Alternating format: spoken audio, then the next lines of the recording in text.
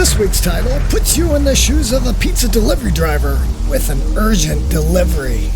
Oh man, why does it always have to rain when I have to pee so bad? What the heck?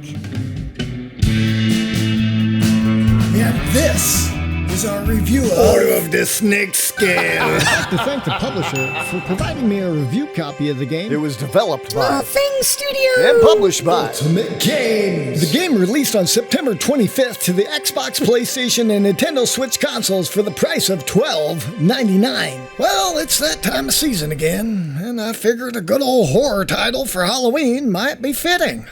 This little indie title sets the mood for the shorter days and darker nights by putting you in the setting of a new world order with the prohibition of religion, mass sterilization, property seizure, eugenics, and subjugation of people under a ruling corporation. Whew! Now, doesn't that sound familiar? Pretty close to what we're seeing forecasted here in North America. Hold on tight, guys. He a fan. The game here drops players into a survival horror setting in an alternate universe, combining combat, puzzles, and resource gathering with the visual style of classic horror games. I bet you know what I'm gonna say, huh? Resident Evil?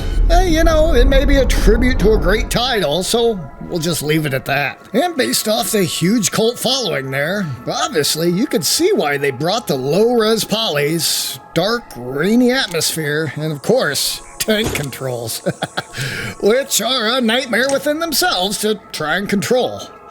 It's clear this title pays tribute to the RE series, but it adds a few blended elements, bringing weird and a slightly twisted dark fiction that emphasizes unseen horror through elements of shock.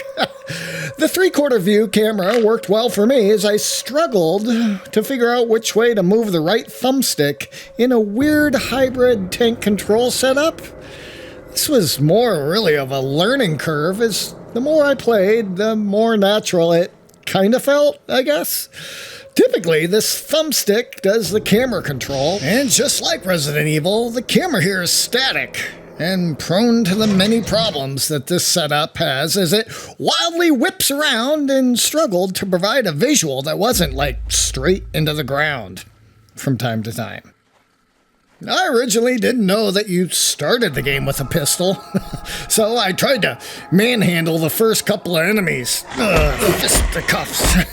This did not work out in my favor at all. Later, I figured out when you tap the LB button, it brings up the weapon sights, which allows you to see the world through a small night vision scope, which is extremely helpful for navigating small dark areas, finding clues, and targeting the enemies from a distance. The gritty interface here adds an element of helplessness.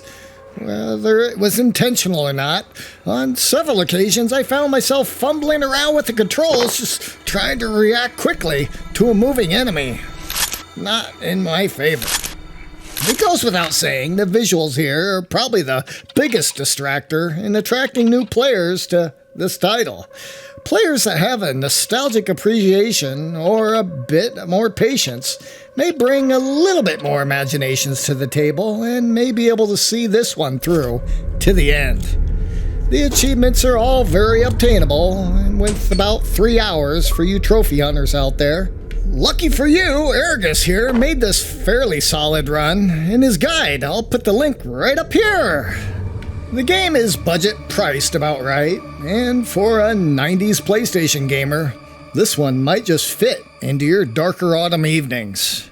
I felt like the whole storyline here should have been the savior of the game, but I failed to follow it, leaving me really wondering why my character looked like the Terminator with a red cyborg eye. Maybe it was explained, I missed it, I don't know. Overall, I found the visuals to be subpar and distracting, reminding me of the original Fallout on PC. And although this may have been intentional, the gritty film grain, the rain, and dark shadows just really kind of felt like a cover-up for lower production values. The lack of hidden items to reward the player with exploration beyond much of the much-needed ammunition and the items that are crucial to the level advancement really just kind of left the world feeling cold and flavorless, which, once again, maybe that's what they were going for here.